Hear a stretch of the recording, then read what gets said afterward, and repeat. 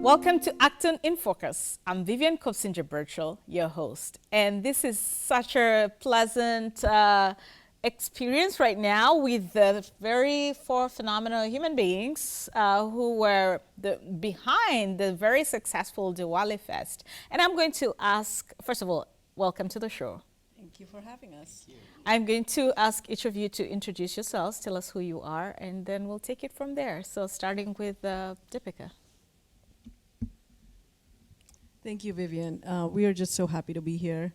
My name is Deepika Prakash, and I'm an Acton resident, a local business owner, and just a very, very enthusiastic volunteer. Hi, my name is Survi Bhatia. I'm in 9th grade at ABRHS, and I've been living in Acton for my whole life. Hello, my name is Arjun Manlowy, and I'm a 9th grader in ABRHS, and I've also been living in Acton for my entire life. I'm Anika Manlowy. I'm in 7th grade at RJ Gray, and I've lived in Acton for my whole life. Excellent. And the reason we're here, this show is just to celebrate Diwali, but also to learn about the work and experience that went into the preparation for the first Diwali Fest that was organized by Miss Deepika here. Could you please share with us what was your vision and what was the journey to creating that Diwali Fest? Or organizing it, not creating. Sure, Vivian. So this goes back to the time when a dynamic young lady from Littleton got in touch with me, I think probably last year, when Acton decided to give the day off for Diwali and other religious holidays.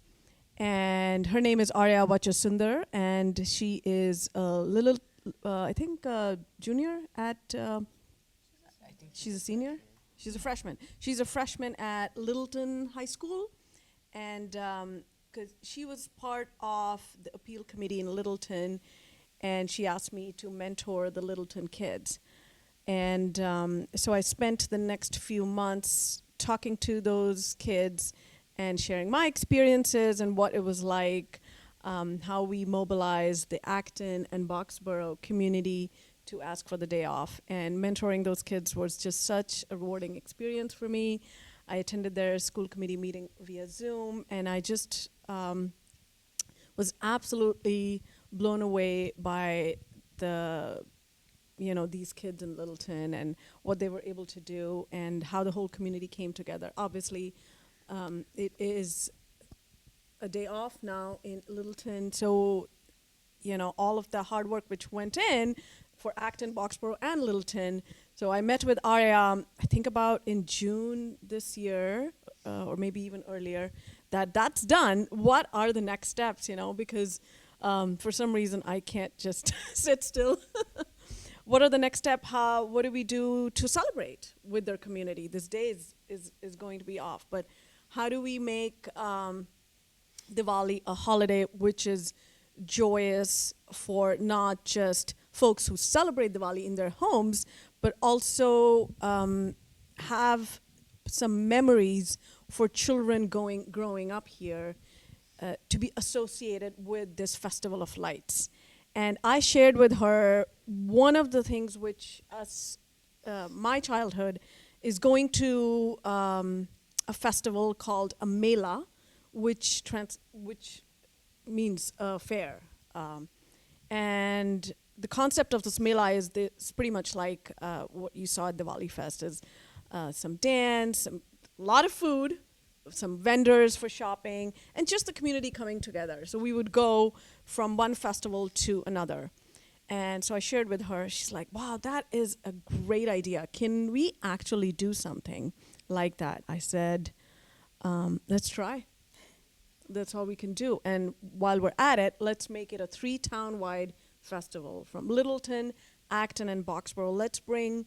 Let's involve the whole community, and let's at least try. So that was the beginning of the vision that we are going to do this festival. And because the goal is to create memories for the youth, and to educate many others who don't know about Diwali, let's make it student-centric. Let's put these kids in the forefront. Let's get ideas from them, and let's just try. Let's just see how it goes. So it was a process, and a really, really enjoyable one. So that's how the whole thing started. I already had Arya with me, and the next step was to put the team together of students from all 3 towns. Our initial team, so I reached out to some students, enthusiastic students I knew from Acton, and asked their parents if this is a project. It's going to be a long project. We didn't really know how long it's going to take. This is something they are interested in helping out with, and that was just the beginning. Right. So you've mentioned a few things that I want to piggyback on. One is the whole engagement with the youth, the empowerment of our youth. And I'm excited to say that I see one of my former students here in the culture dance. Culture, diversity are things that, and youth and young people are things that excite me as well. So I'm excited to see Arjun here. And the rest of you that I'm just getting to meet, I think we might have met. I think my mom. Right. So, but you mentioned something interesting about engaging these youth. What was the process of creating that structure for the youth to work with for the implementation of the Diwali Fest? And I'll get back to you on that. But first, I want to give these young people an opportunity for each to tell us what their experience was, starting with Arjun. So, I really enjoyed setting up the Diwali Fest. It was a long and hard process, and sometimes we weren't even sure if we would make it at the end, but we really pulled through, and we were able to set up such a successful event, and I was really proud of myself and everyone else that worked with me.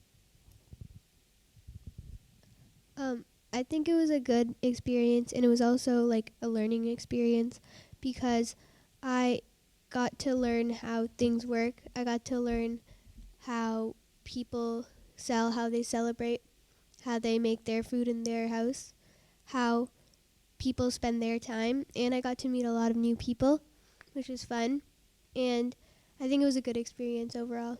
Oh, thank you so much. I think it was something that became really important to me because personally I just really love sharing my culture, sharing traditions, learning more about other people, having other people learn about my culture. So being able to share that with the entire community was kind of a source of pride, right? And I felt like we as a community could be very proud of the fact that we made this happen. Right. And we are strong and we can come together to celebrate with each other. Excellent. Back to you about the structure. I'll be honest, the structure was really hard. Because first time you do anything, right? It's a learning experience. There's a lot of doubts, but we always stuck to the vision, right? That this is at every meeting. I think I asked you guys that one question: why are you doing this? You already have such packed schedules, and the good thing is we started in the summer when things weren't ramping up that much. So the structure was that every meeting we used to. It was just initially me and 5 of you, and we sat down, we decided what are the things we are going to have in this festival. And we wrote things down. I created meeting minutes. We created a WhatsApp group between us so we could communicate with each other. And initially we decided to meet, I think, every week, right? We decided to meet every week. We would meet at Acton Coffee House at 4 o'clock. Yes. That was the plan. It's a good meeting place. It's a good meeting place, and the weather was nice, and we stuck it to 1 hour. I formed an agenda that this is what we're going to talk about, And at the end of the day, at the end of a meeting, we delegated tasks to each other, who's going to work on what. And before the next meeting, I would reach out and ask, all right, who's done what and what's not done, where are we at? We talked about our challenges. So that was sort of like the rough structure. And we knew we had some time. So, my experience with volunteering kids in other programs like Girls on the Run, and I've volunteered in a less official way as well, tells me that students really do respond to structure. So I tried my best in creating that structure, and I often ask myself that who's honestly teaching whom. I learned a lot in this process as well, so thank you to you all. Overall, it's been a really rewarding experience. One question I was curious about, and this is not just specific to you, but to Indians in general in our community. In addition to bringing Diwali to the world in terms of exhibitions and festival, do you also get to invite non-Indians into your homes so that they see the actual celebration of Diwali in an Indian home? And what has been your experience with that? So I can only speak from my personal experience in that regard. And in that, I have always invited my neighbors who don't look like me, or whether or not they look like me, regardless of that, in every celebration I have done, without making it, whether or not it's religious or cultural, I've invited them and I've asked them to be a part of it. I've lived in Acton for almost 2 decades now. And from inviting my neighbor to do housewarming, puja, when my in-laws were visiting, in which we do a havan, which is a religious fire, in which we kind of create this environment of divinity, and we invited our neighbors and they celebrated with us. And that was 20 years ago. Right. And those neighbors then invited us for Passover meal, and which just created a really amazing experience for us. I've invited our neighbors for Holi celebration, which is a festival of colors.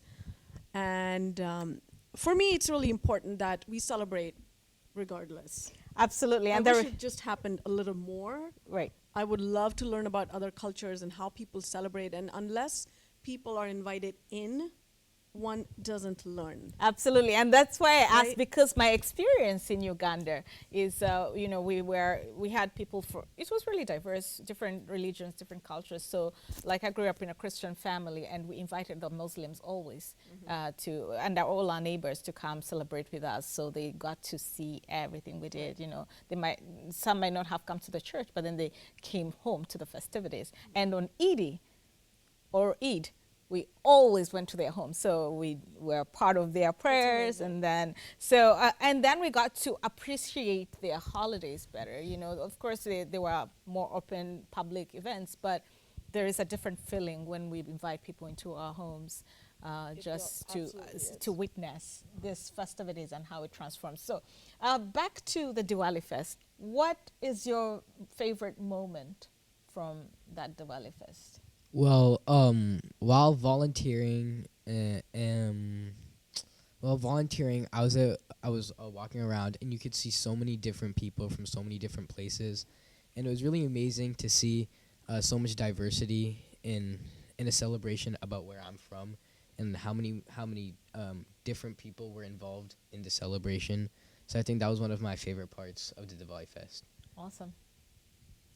One of my favorite parts is I saw some of my friends who were Indian, and they were like going around exploring all the things, and they were trying the food, and they really liked it. And it was nice because they were exploring a part of my culture, which, yeah, was nice. Excellent. So apart from the festival itself, I think that when Deepika Auntie sent everyone the list of all the booths that had signed up, I was like, oh my gosh, this is real. Like, I don't think it felt, like, we knew we were working on it, but I don't think it felt really real until I saw that. And I was like, wow, okay, this is happening. So many people want to come. Like, I started imagining how it was going to be, and it just really made me happy. Right, and since we've gone through the first Diwali Fest, what are some of the things you want to see done better in the next one? Because I'm assuming there's going to be more and more and more of these, right? Yes, I didn't sleep for 2 nights. Oh dear. One would think that you're so tired and you'll just fall asleep, because I think I was like that overtired toddler who can't fall asleep. But I think also my brain had so many ideas, and I'm getting to a point in my phase of life that I forget things, so I have to write things down. And one of the things, so I just started another Google Doc, and I've already have 2 pages worth of what can be done now that we know that this is something which is definitely something our community wants and likes, and we had so much fun as well. Things we could improve, I've already started a list. And my absolute favorite part was and will always be the youth, and seeing the smiles on their faces, like what Anika said. They're walking around enjoying and making memories. This is all I ever wanted, for the kids to be engaged, the kids to be taking ownership of not this holiday, but this festival, this this work, and it actually happened. And for me, that's the most exciting part, seeing all the kids. There was these cultural performances, and all our kids sitting down from, this was multi-generation, just little itty-bitty kids sitting in front, and then there were grandmas sitting on chairs, and everybody just soaking in the moment and learning, watching, eating food, and just being with each other. So, what are some ideas you have for, and maybe I'll start with the youth before we get to you, starting with yourself, for engaging youth and keeping the youth interested in cultural events like the Diwali Fest? Sorry, can you like? What are some of the ideas you have for us grown-ups to keep youth engaged and excited about cultural events and culture in general? I think like even like just recognizing, like telling your kids that like today's a special day. Like, do you want to know why?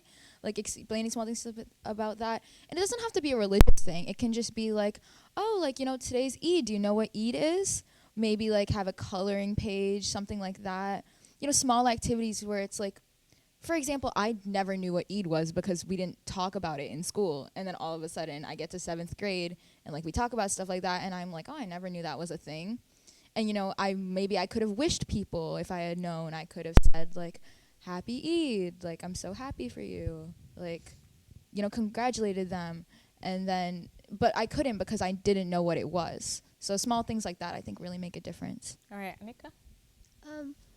I think that something we could do is we could implement it into schools more, like the holidays and, like, projects. Like, for example, Halloween is something, and Christmas is something, and Mother's Day is something that we do in school, and I think that Diwali could also be included for a lot of schools, and I think that would involve the kids a lot more. All right, Acton.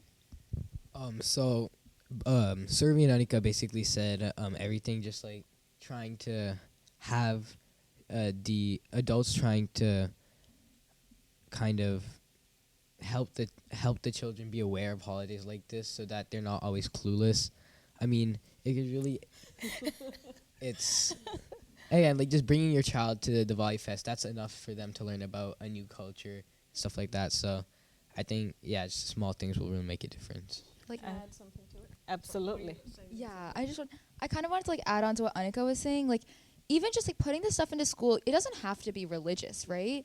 Like, it can just be like, oh, do you know what Diwali stands for? Like, it's the festival of lights. Like, this is why people celebrate it. Like, it's not like, it doesn't have to be like, these are all the reasons why you should celebrate Diwali. Right. It doesn't have to be like, but it can just be like nice, small. Yeah. All right, and So I firmly believe that we just must put kids in leadership roles and be okay if they make mistakes. I think often as adult volunteers, we tend to take over. And then I think there's a fine line between when to actually lead and when to let them lead, which I learned in this process of that some things were harder to let them lead and other things were easier. So having that vision that, okay, we're going to ask them, like for example, the Rangoli idea was yours, I think. So when talking about how do we form this festival, and not just a festival with just booths and people going around, we need to have activities because our goal was engagement of the youth. Right. If you're not going to have youth-centric activities, they're not going to be there. Yeah, absolutely. So I suggested the idea of painting off these lamps called Diya, D-I-Y-A. These are clay lamps, which is what kind of is united celebration across the world. People celebrate Diwali in many different ways, but one thing which is common amongst everybody is lighting of that lamp. The diya. So the diya. So why not have one activity in which all the children of all ages can paint diya and take it home? And one of the things which I envisioned doing, but which I forgot in all of the things, and that's in my notes, is at 4 o'clock when the event is going to end, let's have all the children who have painted the diyas stand in one central location on our stage, and let's light them. Oh, That would have been right. And I'm just so mad at myself that I my forgot God. that amongst. So that's first, and wouldn't that have been amazing? About the tea lights. Tea lights. Right. Yeah, so they got to take home the tea lights, but we never got to light them. So similar to the Christmas tree lighting ceremony, Right. I feel like a lot of the festivals around the world have a common theme. So that's one of the activities. And then Survi suggested, why not have a Rangoli contest? So Rangoli is a floor art, which is commonly done during Right. Diwali and other holidays. And so that was fantastic. Yeah. But initially, we weren't getting any participants, right? So we weren't getting enough vendors, and we're like, okay, we need at least 10 vendors, and we need at least 5 participants for it to be a contest, Right. Right? So we went through that. I think that's when the kids had reached out to so many vendors. And one of the things which we did differently is that we also want this to be, we want the whole community to take ownership, right? Yep. So for that, we invited local businesses as well to be a part I of it. was going to ask about that, Yes. like who was behind some of the funding, and how did you engage with the local businesses? Because they are the engine that keeps youth engaged in a way. They employ our youth. They are really our ecosystem. They give us the food we eat. Yeah, so I mean, a lot of this came in the brainstorming sessions we did at Acton Coffee House. We wanted to keep the spirit of the festival, right? So we're not gonna we made a decision to keep the enrichment centers out and have places where kids go to after school classes, right? So we wanted to keep it food and culture. Yeah. Once we had those 2 big things narrowed down, then we knew who to invite.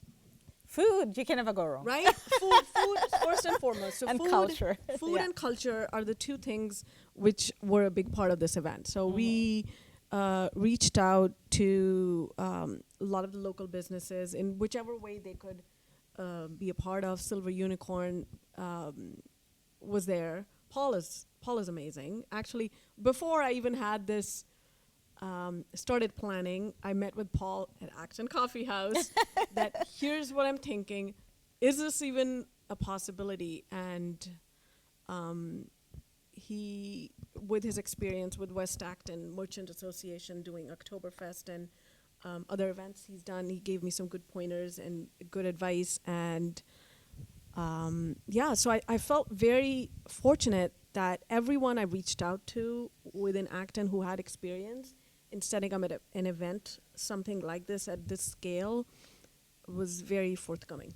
No, it was fantastic. It was. I'm so sad that I couldn't make the actual Diwali fest. It's always the next year. After planning so much, I had been to a Diwali event in the past before COVID, but it wasn't the Diwali fest. I think it was in Boxborough, and so I had a feel for Diwali, but not really the fest that was bringing together, what you put together.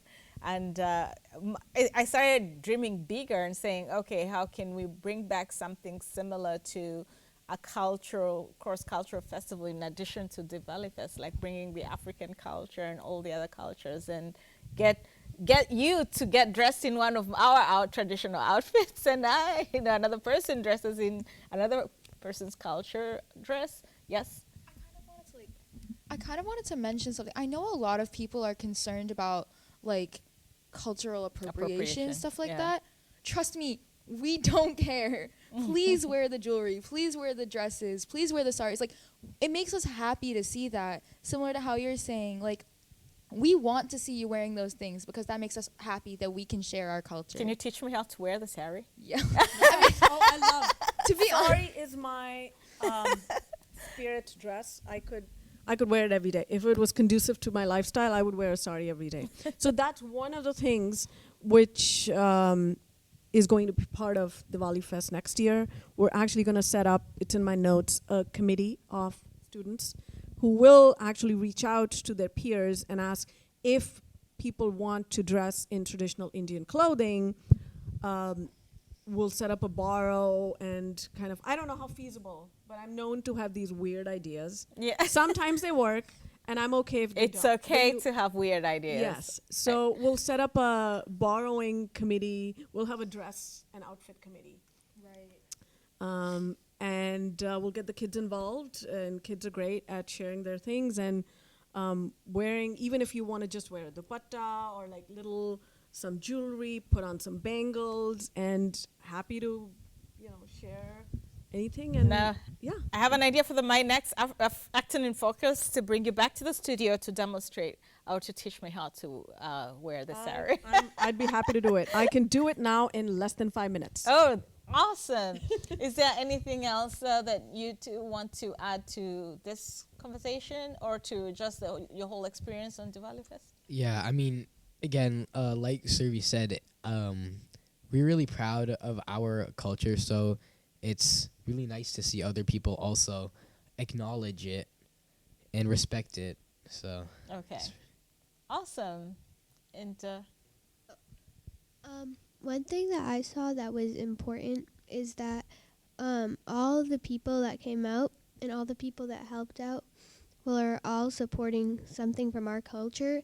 And our culture in that Diwali Fest supported kids who didn't have education, because we donated the money to Asha for education, which was really important because it helped the youth get what they needed to do something like this. awesome. That's so it's emotional for me, helping children with education. I'm one of the people who kind of struggled with education as a child, funding for education. So when I see you young people just doing work to support education of the less privileged, there is nothing more humbling than that. And I want to say thank you for that kind heart, for the compassion and empathy, and the future is bright. Yeah, you had something to say? Kind of like adding on to what they were saying, like I was at a vendor where we were selling mango lassi, and like it was one of those times where you're like, you never realize that something is like from your culture is widely popular with a lot of people until like you're at that moment and you're like, why is the mango lassi selling out in less than 10 minutes? I love mango lassi. That's one of my favorite drinks. It's pretty, and I'll add to that. Food, right? I have some of the friends I hadn't seen within Acton since COVID too, right? And it was so amazing to have people come to me and say, oh, look at what I'm trying today. And my husband was there at Dia's booth, and he's like telling everybody like translation of some of the foods. And look, I tried this, I tried that. And one of the things, because this was a youth-centric event, is that these booths, did you know that there was 5 booths which were run by students under 12? I did not know that. Yes. Wow. And Suri was one of them. The mango lassi booth was hers. Oh, and nice. my daughter was there as well, selling her art. Then there was another high schooler. I think she was selling desserts. There was H&H Crafts. They were doing art kits and face painting. Right. So it was really amazing to see this spirit of entrepreneurship Yep. in children and embracing their culture. Both things colliding in one event was just fantastic. Just to see that was absolutely amazing. No, this is amazing. I'm excited for next year's event already, and I can't wait to see, what you do next year. Hopefully, you'll still be part of the planning committee. And 100%. is there? I would never not do it. And this time, hopefully, I'll take an active part so that I'm part of a quasi-Indian. Absolutely. But is there anything that we haven't spoken about that you'd like to tell our viewers about Diwali Fest? So I honestly have to pinch myself that it actually happened. And I think I may have been going through some withdrawal symptoms. I don't know about you guys because it's been so active these past few months, and now it's Diwali festival is also over. But to speak to your point about how can we integrate more cultural events like this in our town, seeing the success of Diwali Fest, that what is stopping us from celebrating everything? And how can we do it in a feasible, scalable manner that we can learn from each other, and some of the things like you said about cultural appropriation, me wearing, I sew a lot of my clothes, and I love African wax print. I've seen you So- in that. You've seen in my wax print dress, so Yeah. I've never once felt awkward. In fact, on my website, we have invited an artist from Ghana. She talks about African prints, and she addresses that big question that is it okay for people of not African descent to wear wax prints? And I think a lot of the times we become so complacent, and I shouldn't use the word complacent, but we become so comfortable in being comfortable that comfort is all we care for. And I feel like let's get uncomfortable. Let's ask those uncomfortable questions. Right. And let's celebrate everything. Absolutely. But as long as, my belief is as long as the outfit is, used respectfully. Yes. Because there is, those cultural outfits come with a level of respect and culture that one should not, what's the word? I can't find now my vocabulary. I feel like they shouldn't be worn as a costume, in my opinion. No, they should not. They should not be worn as a costume. If you want to wear a sari, excuse me, on any given day, go to the grocery store. That's completely fine. Or two, if you wear a cultural outfit, you're invited to an Indian home, for example, to celebrate Diwali, and you want to wear a sari. Absolutely. Or a wedding. Or just in general because you appreciate the outfit so much. Or a salwar kurta, which is just like, in my opinion, the most comfortable outfit ever, a long tunic with some pants. Yeah. And why not? Yeah. Yep. See. It's just more about the intentions than anything else. That's the thing. That's the thing. if yeah. it's like clear that like somebody's mocking it, then it's like maybe don't do that. Not a Yeah. good idea. And maybe I kind of feel like it's appropriate to ask somebody from that culture to ask, the best way to wear that outfit, just out of respect. Something important Yeah. was that mid planning, we were on and off, and we didn't think we would be able to do it. But then I think it happened almost 2 times because of the Rangoli thing. We almost canceled it, and we almost canceled the Diwali Fest because we didn't have enough vendors. But at the end, we got almost 1,200 people to come, and we had, or I think more than 1,200. And then it's our estimation. yeah, But you think there were more than 1,200? Yeah, there were a lot of people. There were so many Yeah, people. especially with 3. and then we ran out of parking with 3 parking lots, and then Awesome. we had a lot of vendors, and it was a lot of fun. I'm so glad you guys had fun. I'm so glad you put your effort, work, and love toward building such a beautiful celebration. And Can I talk a little bit more about some adult volunteers? sure. Okay. I have to say that a lot of the pieces of this, I mentioned earlier, there has a little line between when to lead and when to when the Let go. students lead and let go. uh, there were some moments in which I was like, okay, this is all gonna fall on me, and I can do a lot of things, but an event this size cannot just happen with one person. So, but this was before we had even announced it. It was between us and sleepless nights. And then one day I decided, okay, let's make it public. So I posted on Facebook, this is the vision, this is happening, we have the date set. And we did go through some hurdles. But then a woman reached out to me, her name is Shaila. And she is also an Acton resident, a mom, a full-time working mom. And she said, I'd like to help. And I'm never shying away from accepting help. So I said, well, you want to join the team? That'll be 2 adult volunteers then, not 1. And Shaila has been amazing I wish she could have been here because that would make our team a little more balanced.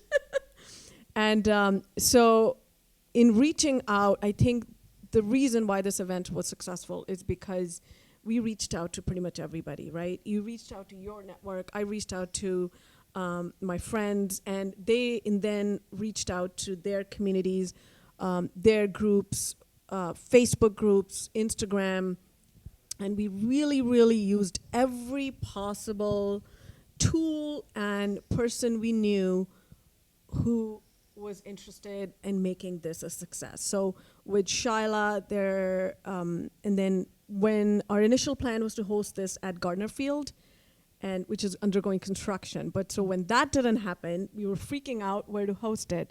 Boxborough Library, Sargent Memorial Library pitched in, and they have been phenomenal in giving us their support. In fact, having this event at a public library makes it so much more special.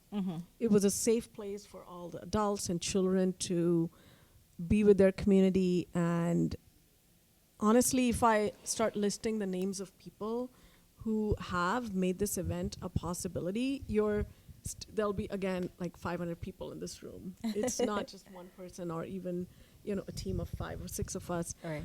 I really do thank every single person who has written an email, posted flyers, and reaching out to their communities, getting vendors, because anything you do first time, you just have to have some faith, and that's very hard to build.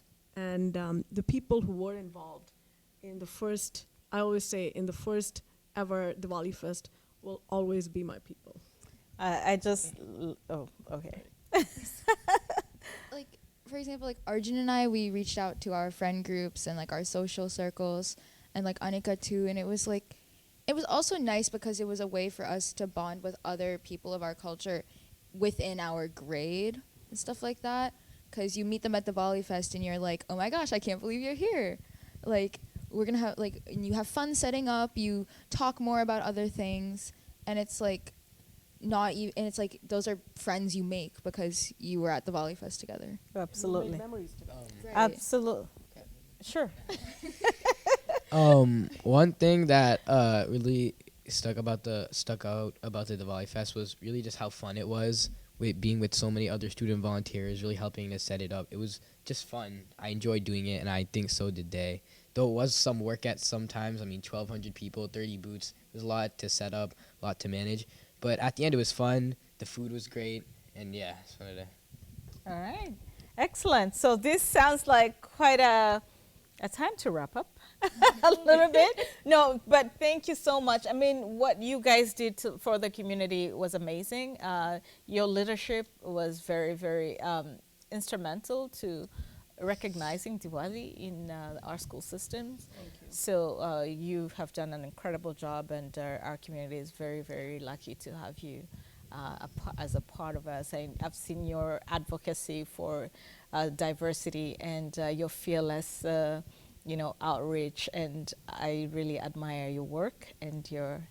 I hope that I don't hope. I look forward to what more you can do or you will do going forward. And you can count on my support to improve the diversity of this town. And to the young ones, you are our future.